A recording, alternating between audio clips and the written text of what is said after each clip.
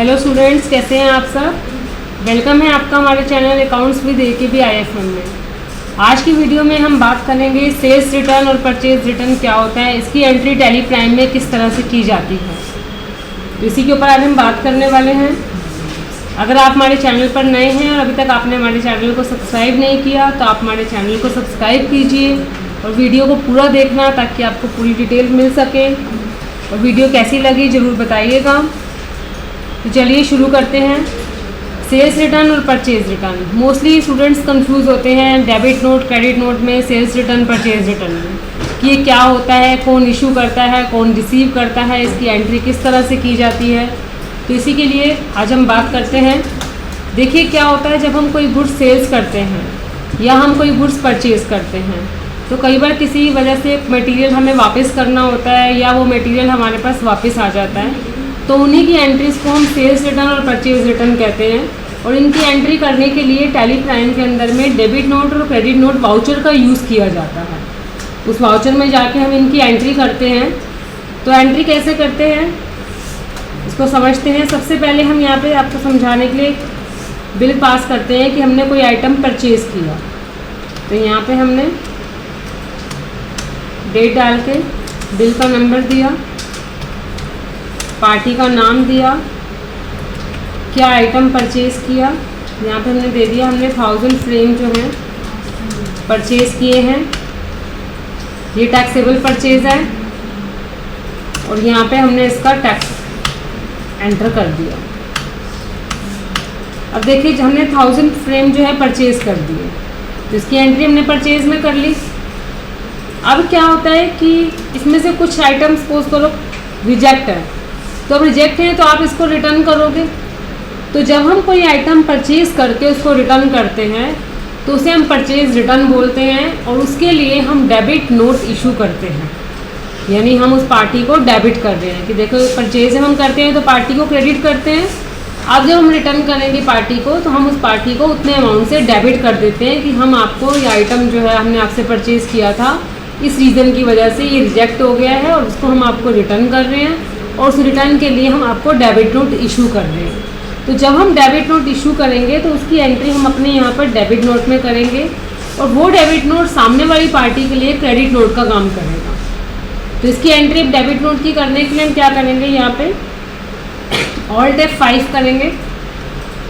Alt F5 में party का नाम देंगे आप। उसके बाद यहाँ पे आइटम का नाम, यहाँ पे एग्जांपल हम ले रहे हैं कि 1000 हमने परचेज़ किए थे जिसमें से 200 हमारे रिजेक्ट हैं। अब यहाँ पे देखिए टैक्सेबल परचेज़। अब इसके लिए आपके पास दो ऑप्शन है, आप चाहें तो टैक्सेबल परचेज़ को ही कर सकते हैं क्रेडिट, अदरवाइज़ आप परचेज़ रिटर्न का भी एक लेजर बना सकते हैं।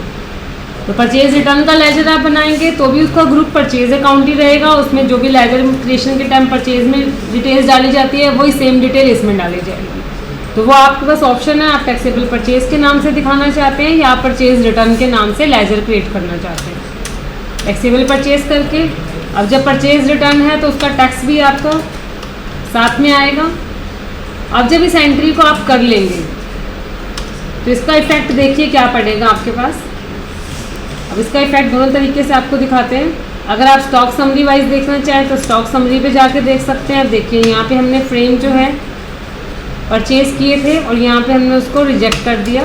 1000 हमने परचेज़ किए थे जिसमें से 200 हमारे माइनस हो गए, यानी हमने 1000 में से 200 का डेबिट नोट इशू कर दिया। इसी को अगर आप अपने परचेज़ रजिस्टर में देखते हैं जहाँ हमारे फाइनल अकाउंट आते हैं, अब यहाँ पे अगर हम परचेज़ पे जाते हैं तो देखिए यहाँ पे आपकी परचेज़ में से भी इसने रिजेक्शन दिखा दी कि आपकी टोटल जो परचेज़ थी इस मंथ की 5 लाख की थी, 1 लाख की आपने डेबिट नोट इशू कर दिया, तो आपका जो बैलेंस अमाउंट ओपनिंग प्लस जो बैलेंस है तो यहाँ पे ये देखिए तो टैक्सेबल परचेज़ में से कम हुआ है। अब इसी चीज़ को अगर आप टैक्सेबल परचेज़ की जगह परचेज़ रिटर्न देते हैं तो देखिए क्या होता है, इसका क्या इफेक्ट पड़ता है। इसी एंट्री को मैं थोड़ा सा ऑल्टर करके आपको दिखाती हूँ। यहाँ पे मैंने एक लेजर बना लिया परचेज़ रिटर्न के नाम से, तो इसका भी ग्रुप हमारा परचेज़ अकाउंट ही रहेगा, सेम GST एप्लीकेबल के साथ परसेंटेज वाइज जो भी आपकी परसेंटेज है।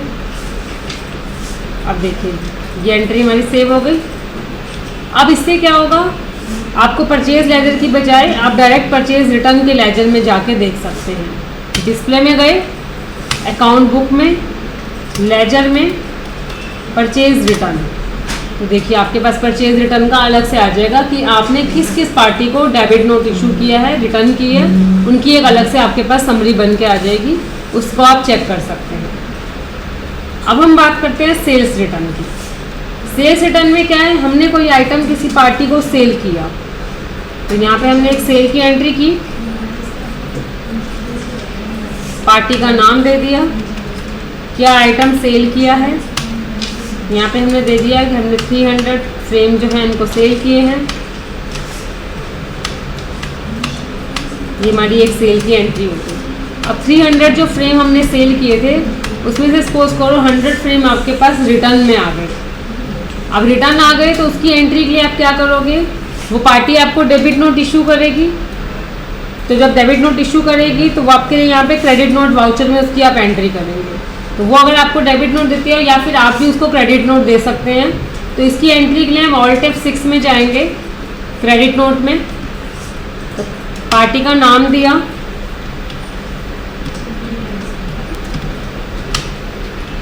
आइटम का नाम, यहाँ पे 100 क्वांटिटी हमारे पास रिटर्न आई है। अब यहाँ पे भी दोनों ऑप्शन है सेम, आप चाहें तो टैक्सेबल सेल के नाम से लेजर कर सकते हैं या फिर आप चाहें तो सेल्स रिटर्न का लेजर बना सकते हैं।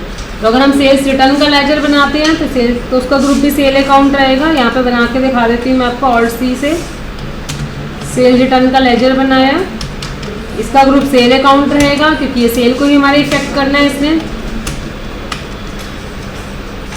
सेल्स टैक्सेबल, उसकी परसेंटेज और साथ में हमारा टैक्स आ जाएगा।